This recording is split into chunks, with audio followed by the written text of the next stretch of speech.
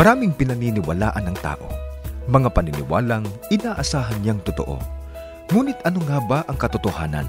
Nakasalig ba ang paniniwalang iyan sa banal na kasulatan? O nahuhulog lang sa sariling opinyon o kuro-kuro ng tao? Alamin sa palatuntunan, Biblia o kuro-kuro?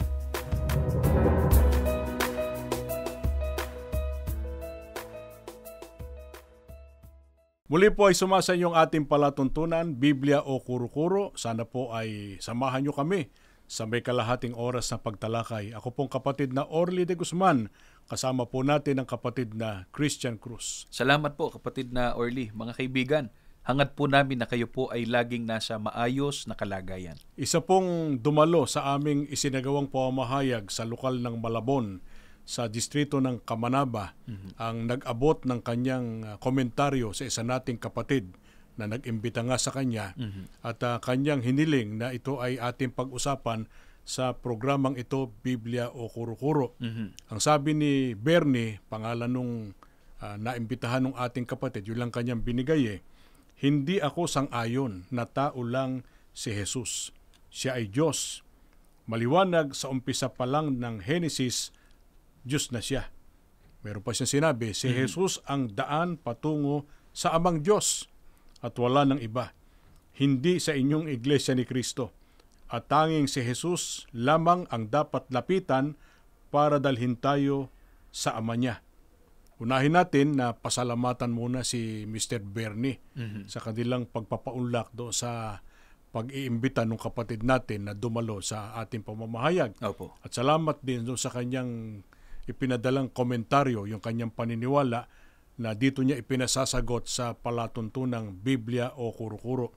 Tutol ba tayo kapatid na Christian na ang Panginoong Hesukristo ang tanging daan na patungo sa Ama? Hindi po. Nakasulat po yan sa Biblia. Pakinggan ninyo mga kaibigan, ang nakasulat po dito sa Juan 14:6. Ganitong ating mababasa. Sinabi sa kanya ni Jesus, "Ako ang daan at ang katotohanan at ang buhay.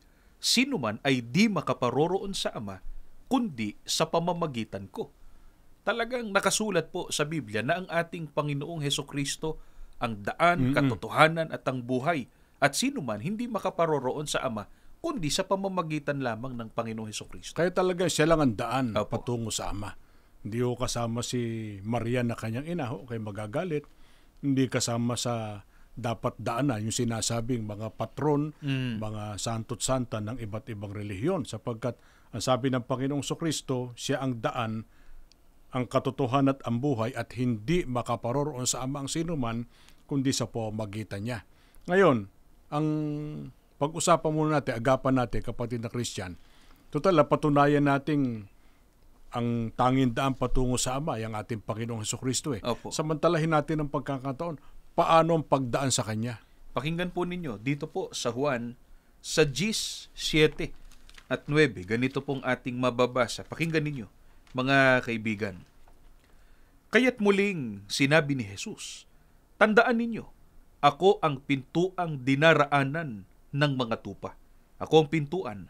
Ang sinumang pumapasok sa pamamagitan ko'y maliligtas." Ang pagdaan po sa ating Panginoon Hesukristo ay siya ring pagpasok sa Kanya. Paano makikilala ang mga pumasok dumaan sa ating Panginoong Hesukristo? Sa Juan 19 pa rin po, pero dito sa Revised English Bible, sa pagkakaliwat na po sa ating wika, pakinggan ninyo mga kaibigan, "Ako ang pintuan, ang sinumang taong pumasok sa loob ng kawan sa pamamagitan ko ay maliligtas." Ang mga dumaan po sa ating Panginoong Hesukristo, sila po ay ang mga napaloob sa kawan. Alin yung kawan, kapatid na Christian, na kinapapalooban ng mga dumaan at pumasok sa ating Panginoong Hesukristo? Ang kawan po ay ang Iglesia ni Kristo. Ang katunayan po mga kaibigan, pakinggan po ninyo sa Gawa sa 20:28, ganito po ang ating mababasa. "Ingatan ninyo kung gayon ang inyong sarili at ang buong kawan.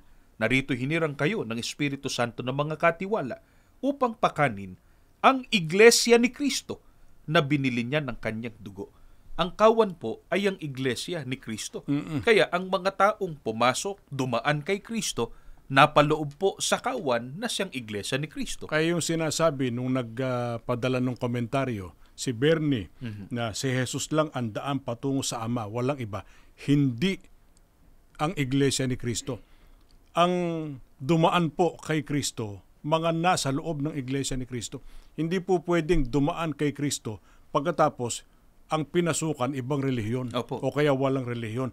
Aanib sa Iglesia ni Kristo, yun ang pagdaan kay Kristo para makarating sa Ama o magtamo ang tao ng kaligtasan. Yung amin pong isinagot sa inyo, hindi po namin kuro-kuro yun. Ang aming isinagot ay ayon sa turo sa atin ng Biblia o ng banal na kasulatan. Pag-usapan naman natin yung sinasabi ni Bernie na hindi raw siya sang-ayon na si Kristo ay tao lang. Tayo man hindi sang-ayon doon. Sapagkat ang aming paniniwala sa Panginoong Kristo hindi tao lang na gaya natin. Opo. Yun po ay sinasabi ng mga kaibayo namin sa pananampalataya para siraan ang Iglesia ni Kristo. Opo. Nag-iimbento po sila ng maling doktrina pagkatapos ipinaaangkin sa amin. Ang aming doktrina na sinasampalatayanan tungkol kay Kristo at sa lahat ng ating tinutupad nasa Biblia po. Opo. Yan ang ating talakayin. Anong ating pagkakilala, kapatid na Christian, sa ating Panginoong Hesukristo? Pakinggan po ninyo, mga kaibigan, ng nakasulat po. Dito po sa unang Timoteo sa 2:5, ganitong atin pong mababasa. Sapagkat may isang Diyos at may isang tagapamagitan sa Diyos at sa mga tao, ang taong si Kristo Jesus. Kung paano po ipinakilala ng Biblia si Kristo, gayon din po namin kinikilalang Panginoon Hesukristo. Ayon po sa binasa natin, siya po ang nag-iisang tagapamagitan sa Diyos at sa mga tao. At ang kanyang likas na kalagayan, tiniyak dyan sa talatang iyan. Opo, tiniyak po na ang sabi, ang taong si Kristo Jesus. Kaya hindi tao lang Opo. na parang ordinaryong gaya natin. Tao, pero tagapamagitan po natin sa ating Panginoon Diyos. Opo. Sa panahong ito ng matinding kahirapan, kapatid na Christian, ang tao ay nangangailangan ng biyaya. Opo. Maraming pagkakailangan. Ano ang maitutulong ng ating Panginoong Hesukristo? Pakinggan po natin dito po sa Hebreo sa 4:14 at 16. Ganito po ang ating mababasa. Pakinggan po ninyo, mga kaibigan. Yaman ngang tayo'y mayroong isang lubhang dakilang saserdote na pumasok sa kalangitan, si Jesus na anak ng Diyos, ay ingatan nating matibay ang ating pagkakilala. Magsilapit nga tayong may pagkakatiwala sa luklukan ng biyaya upang tayo magsipagtamo ng awa at mga kasumpong ng biyaya upang tumulong sa atin sa panahon ng pangangailangan. Ayon po sa Biblia, ang ating Panginoong Hesukristo ang luklukan ng biyaya. Kaya makalalapit ba ang mga lingkod ng Diyos sa Panginoong Hesukristo para sila'y tulungan sa kanilang pangangailangan? Opo, talagang makakatulong pong Panginoong Hesukristo sapagkat siya po ang luklukan ng biyaya. Kaya utos lumapit na may pagkakatiwala, may pagsampalataya sa Panginoong Hesukristo na luklukan ng biyaya na siyang makatutulong sa atin sa panahon ng ating pangangailangan. Kaya ang Panginoong Hesukristo may kapangyarihan Opo. na ibigay po sa mga hinirang niya ang ating mga pangangailangan. Kinikilala natin siyang Panginoon Opo. Dahil ba sa kaya siya Panginoon, kapatid na Christian, ay Diyos ang kanyang likas na kalagayan? Hindi po, kundi yun ibinigay sa kanya ng Panginoon Diyos. Katunayan po, pakinggan ninyo. Dito po sa Gawa sa 2:36, ganito po ang ating mababasa. Pakinggan po ninyo, mga kaibigan. Pakatalastasin nga ng buong angkan ni Israel na ginawa ng Diyos na Panginoon at Kristo itong si Jesus na inyong ipinako sa krus. Ang pagkapanginoon po ng Panginoong Hesukristo hindi po likas o katutubo sa Kanya, kundi yun ay ginawa po ng ating Panginoong Diyos. Yung kuro-kuro kasi ng iba, kaya raw siya Panginoon dahil Diyos siya. Kasi hindi naman daw pwedeng Panginoon tapos hindi Diyos. Pwede po yun. Sapagkat ang Panginoon sinusunod. Kaya siya ginawang Panginoon para sundin natin yung kanyang itinuturo. Opo. At ang aming pagpasok sa Iglesia ni Kristo, pagsunod sa turo po ng ating Panginoong Hesukristo. Ngayon, ano pang kadakilaan na kaloob ng Panginoon Diyos sa Panginoong Hesukristo? Katunayan na hindi natin sinasabing siya'y tao lang na parang ordinaryong taong gaya natin. Siya po ay ginawang tagapagligtas. Ang katunayan, mga kaibigan, pakinggan po ninyo itong nakasulat po sa Gawa sa 5:31. Ganito po ang ating mababasa. Pakinggan po ninyo. Siya'y pinadakila ng Diyos ng kanyang kanang kamay upang maging prinsipe at tagapagligtas, upang magbigay ng pagsisisi sa Israel at kapatawaran ng mga kasalanan. Ang ating Panginoon Hesukristo po, ginawang tagapagligtas. Kaya kinikilala din natin si Kristo na tagapagligtas. Ang Panginoon Diyos po ay magliligtas sa pamamagitan ng Panginoong Hesukristo. At para naman tayo mailigtas ng Panginoong Hesukristo, itinayo niya ang kanyang iglesia. Pinapapasok niya ang tao sa iglesia niya sapagkat ang iglesia ang ililigtas naman ng tagapagligtas na si Kristo. Ngayon sinasabi ni Bernie, at marahil yun din ang kuro-kuro ng iba, na sa Genesis pa lang daw, kapatid na Christian, ipinakikilala ng Diyos ang Panginoong Hesukristo. Ano katunayan na yung ganong paniniwala ay nakasalig sa kuro-kuro at hindi nakabatay sa Biblia? Pakinggan po ninyo, mga kaibigan, ang babasahin po namin dito po sa Genesis sa 17:1. Ganito ang ating pong mababasa. At nang si Abram ay may 99 na taon, ay napakita ang Panginoon kay Abram at sa kanya'y nagsabi, "Ako ang Diyos na makapangyarihan sa lahat. Lumakad ka sa harapan ko at magpakasakdal ka." Kapatid na Orly, ang binasa natin ay mismong pahayag po ng ating Panginoong Diyos. At dito ay ipinakilala niya ang kanyang sarili. Ang sabi niya, "Ako ang Diyos na makapangyarihan sa lahat." Yan ay sa Genesis. Opo. Ipinakikilala na ang Diyos ang makapangyarihan sa lahat. Nagpakilala siya kay Abraham. Opo. Bukod kay Abraham, ano pa ang sinasabi sa aklat ng Genesis? Kanino pa nagpakilala ang ating Panginoon Diyos na siya ang Diyos na makapangyarihan sa lahat? Pakinggan po natin dito naman sa Genesis sa 35, 10 hanggang 11. Ganito po ang ating mababasa. At sinabi sa kanya ng Diyos, "Ang pangalan mo'y Jacob. Ang pangalan mo'y hindi na tatawagin pang Jacob, kundi Israel ang itatawag sa iyo." At tinawag ang kanyang pangalan na Israel. At sinabi sa kanya ng Diyos, "Ako ang Diyos na makapangyarihan sa lahat. Ikaw ay lumago at dumami ka, isang bansa at isang kapisanan ng mga bansa ang magmumula sa iyo at mga hari ay lalabas sa iyong balakang." Kapatid na Orly, kung papaano po ang pagpapakilala ng Diyos kay Abraham, gayon din ang pagpapakilala niya kay Jacob, na ang sabi po sa binasa natin, "Ako ang Diyos na makapangyarihan sa lahat." Malamang ang kuro-kuro ni Bernet ng iba pa, ang Diyos na makapangyarihan sa lahat na nagpakilala kay Abraham at kay Jacob ay ang ating Panginoong Hesukristo. Kasi to sa kanyang komentaryo, sa Genesis pa lang daw ay Diyos ng ating Panginoong Hesukristo. Pero sa Biblia, hindi sa kuro-kuro, sino ang Diyos na makapangyarihan sa lahat? Pakinggan po natin, mga kaibigan, ang nakasulat po sa 2 Korinto 6:18. Ganitong atin pong mababasa. Pakinggan po ninyo. "At ako sa inyo'y magiging ama, at sa akin kayo magiging mga anak na lalaki at babae. Sabi ng Panginoon, makapangyarihan sa lahat." Dito po, maliwanag kung sino ang ipinakilalang makapangyarihan sa lahat. Ang ipinakilala pong makapangyarihan sa lahat ay ang Ama at hindi po ang anak. Kaya pagka Diyos, yung tunay na Diyos, tumutukoy sa Ama. At siya ang Diyos na makapangyarihan sa lahat. Wala nang iba. At anong katunayan na pagka ang pag-uusapan ay tunay na Diyos, kapatid na Christian, sa Biblia ipinakikilala talagang iisa ang tunay na Diyos na makapangyarihan sa lahat. Pakinggan po natin, mga kaibigan, dito po sa awit sa 86:10. Ganito po ang ating mababasa. Pakinggan po ninyo, mga kaibigan. "Sapagkat ikaw ay dakila at gumagawa ng kagilagilalas na mga bagay. Ikaw na mag-isa ang Diyos." Pinatutunayan po na ang tunay na Diyos mag-isa lang, siya pong lumalang sa lahat ng bagay. Yan ay nasa aklat ng mga awit, no?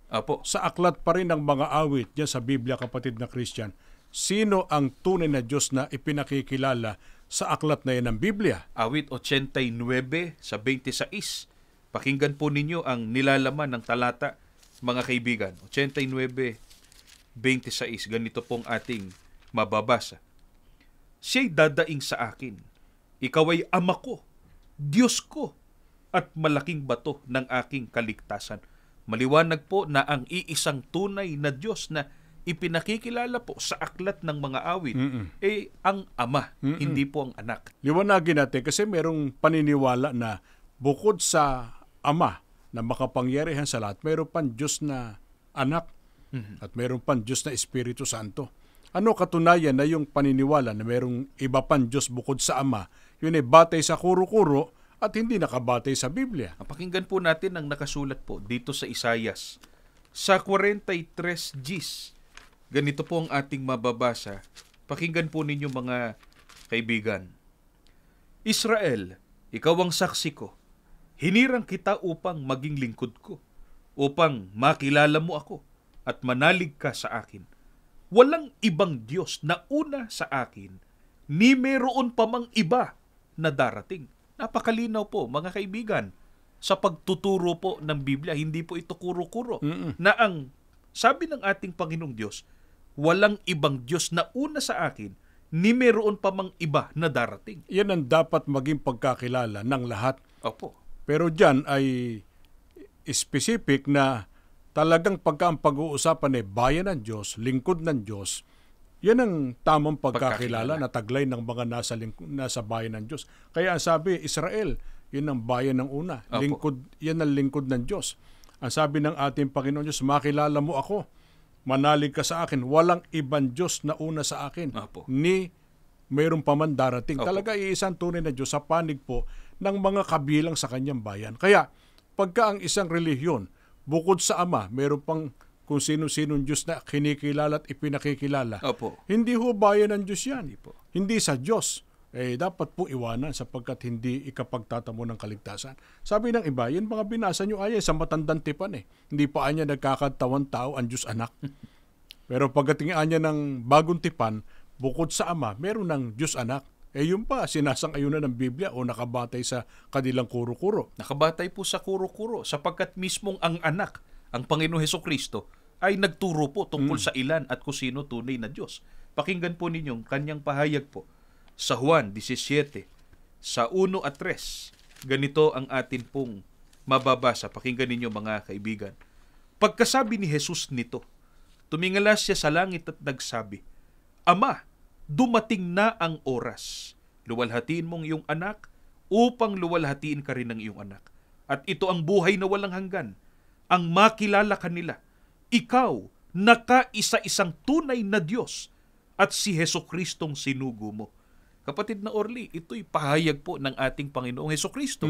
At dito'y itinuturo po niya kung ilan at sino ang tunay na Diyos. Bahagi ng panalangin niya sa Ama na napasulat para magturo kung sino ang Diyos na dapat kilalanin. Ayon po sa ating Panginoong Hesukristo, pagkatapos niyang tumingala sa langit, sinabi niya, Ama. Kausap niya ang Ama. At ang sabi, ikaw ang makilala kanila, ikaw nakaisa-isang tunay na Diyos. Hindi nadagdagan ng Diyos. Hindi po. Kung sa bagay, do sa isang talata bago yan na binasa natin, sa Isaiah 43 Gs, tiniyak na ng ating Panginoon Diyos walang ibang Diyos na una sa akin ni mayroon pa mang iba na darating Sarado na Pero pinagbigyan natin yung iba na baka sa bagong tipan na bago na. Hindi po yung pa rin. Iisa ang tunay na Diyos, walang iba kundi ang Ama. Ang Panginoong Hesukristo, anong kanyang pagpapakilala sa kanyang sarili? Na ang ating Panginoong Hesukristo po, isinugo ng ating Panginoong Diyos. Kaya hindi po siya Diyos, iba siya sa Diyos. Sa panahon ng pagtuturo ng mga apostol, ilan ang Diyos na kanilang ipinakilala at kinikilala noon? Pakinggan po natin sa unang Korinto sa 8:6. Ganito po ang ating mababasa. Pakinggan ninyo mga kaibigan. Iisa lamang talaga ang Diyos, ang Ama na lumalang ng lahat. Nagkakaisa po mga apostol. Palibhasa, yun ang natutunan po sa Panginoong Hesukristo na ang tunay na Diyos, iisa lang. Ang Ama na lumalang ng lahat. Pinagmulan ng lahat ng bagay. Kaya pagka hindi po ang pinagmulan ng lahat ng bagay, hindi siya ang tunay na Diyos. Sapagkat ang tunay na Diyos, kaya Ama, pinagmulan o pinanggalingan ng lahat ng bagay. At paano pa ipinagdiinan talaga ng mga apostol sa kanilang sulat sa mga taga-Korinto na talagang iisa lamang ang tunay na Diyos. Pakinggan pa po natin dito po sa unang Korinto sa 8 at 4. Ganitong atin pong mababasa. Tungkol nga sa pagkain ng mga bagay na inihain sa mga Diyos-Diyusan, nalaman natin na ang Diyos-Diyusan ay walang kabuluhan sa sanlibutan at walang Diyos liban sa iisa. Maliwanag po sa pagtuturo dito ng mga apostol na talagang iisa lamang ang Diyos. Kaya maliban po sa Ama na lumalang ng lahat ng bagay, ang iba po na sinasamba ng iba'y Diyos-Diyusan na. Pagka hindi po ipinasasamba pagkatapos sinamba ng mga tao, ang ganun po'y Diyos-Diyusan. Opo. Buti nabanggit mo yon kasi isa yan sa sinasabi ni Bernie, bakit doon natin sinasamba ang ating Panginoong Jesucristo? Samantalang ang nasa Biblia daw, ang Diyos ang dapat sambahin, sinasamba natin ng Panginoong Jesucristo. Hindi ba dahil sa ating pagsamba sa Kanya, wala tayong kamalay-malay na kinikilala na natin siyang Diyos kasi sinasamba na natin siya. Yun ang kanyang sinabi pa doon sa bandang huli ng kanyang komentaryo. Ngayon, alamin natin tungkol sa pagsamba sa ating Panginoon Diyos. Ano ang paraan, kapatid na Christian, ayon sa ating Panginoong Jesucristo, paano magagawa ng tao ang tamang pagsamba sa Diyos? Pakinggan po natin, mga kaibigan, dito po sa Mateo 6:9 hanggang 10. Ganito po ang ating mababasa. Pakinggan po ninyo. Magsidalangin nga kayo ng ganito. Ama namin na nasa langit ka, sambahin nawa ang pangalan mo. Dumating nawa ang kaharian mo. Gawin nawa ang iyong kalooban kung paano sa langit, gayon din naman sa lupa.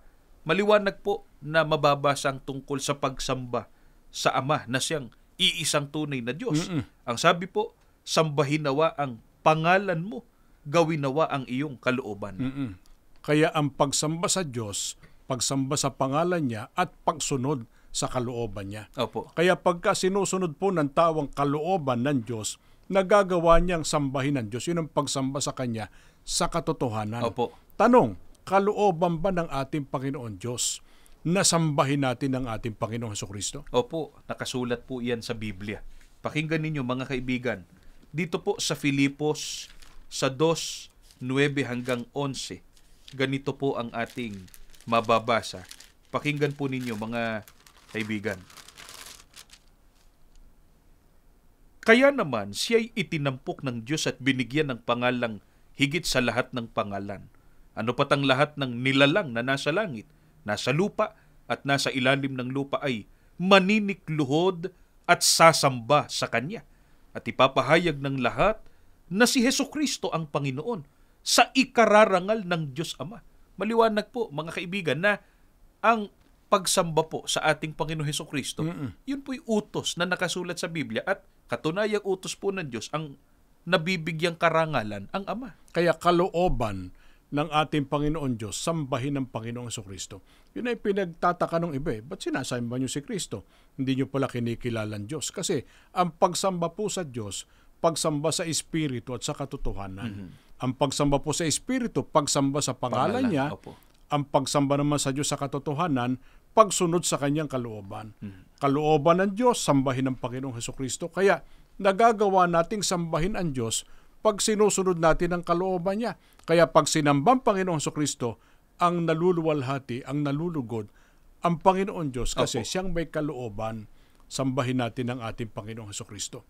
Sabi nung iba, kuro-kuro ng iba, wala raw masama kung maraming kinikilalang Diyos. Mabuti pa nga raw yun Kasi maraming tatawagan, maraming dadalanginan. Mabuti ba yun, kapatid na Christian, na bukod sa Ama, ay meron pang kilalaning ibang Diyos ang mga tao? Hindi po. Bakit po namin natitiyak, mga kaibigan? Pakinggan ninyo. Ang nakasulat po, babasahin ko pong muling nakasulat sa Juan sa 17:1 at 3. Ganitong atin pong mababasa. Ang mga bagay na ito ay sinalita ni Jesus, at sa pagtingalan ng kanyang mga mata sa langit ay sinabi niya, Ama, dumating ng oras, luwalhatiin mong iyong anak, upang ikaw ay luwalhatiin ng anak. At ito ang buhay na walang hanggan, na ikaw ay makilala nila na iisang Diyos na tunay at siyang iyong isinugo sa makatwid bagay, si Hesukristo. Kapatid na Orly, maliwanag po na ang ikapagtatamo ng buhay na walang hanggan ay kung makilala po ang iisang tunay na Diyos. Kaya pagka diyan pa lang ang isang grupo ng relihiyon ay bagsak na. Opo. Sapagkat bukod sa Ama, meron pang kinikilala at ipinakikilalang iba pang Diyos. Opo. Wala pong buhay na walang hanggan dyan. Wala pong kaligtasan. At iyon pong aming ipinahayag, hindi po namin kuro-kuro yun. Kaya magagalit po sa amin. Yun po yung nakabate sa Biblia, sapagkat sa Biblia, ang may kinalaman po sa ikapagtatamo ng buhay na walang hanggan ay ang pagkakilala na ang Ama, ang iisang tunay na Diyos, at ang Panginoong Hesukristo ay isinugo ng iisang tunay na Diyos. Siya'y taong isinugo ng Diyos, pero hindi tao lang na gaya po natin. Marami siyang katangi at karangalan na talakay po natin sa unahan. Panginoon, tagapamagitan, tagapagligtas. Siya ay luklukan ng biyaya Opo. na makatutulong sa ating pangangailangan.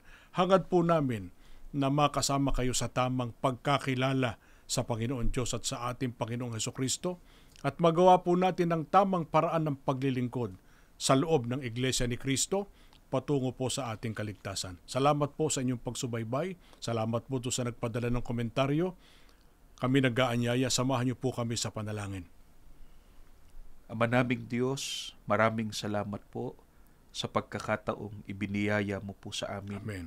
Muli po, nagamit na kasangkapan ng palatuntunan ito upang masagot ang katanungan ng mga nagsusuri at upang maipahayag ang iyong mga kalooban Amen. na kailangan pong tanggapin at sampalatayanan upang magkaroon ng tamang pagkakilala po sa iyo Amen. at sa iyo pong bugtong na Amen. anak sa ikapagtatamo po ng buhay na walang hanggan. Amen. Pakitulungan po ang lahat ng naabot ng palatuntunan ito na sana'y makapagpasya na po sila na sundin ang iyong mga kalooban. Amen. At maging kaanib sa iyong bayan. Amen. Sa loob ng tunay na Iglesia ni Amen. Kristo. Buong galang po naming pakiusap ang lahat sa pangalan ng Panginoong Hesus na aming tagapagligtas. Amen. Amen. Naway nakatulong kami sa inyong patuloy na pagsusuri. Nawa ay nasukat ninyo kung ang inyong pinaniniwalaan ay ayon ba sa Biblia o kuro-kuro lang ng tao. Maraming salamat po sa inyong pagsubaybay sa palatuntunan ito. Sumaatin nawang palagi ang pagpapala ng Panginoong Diyos.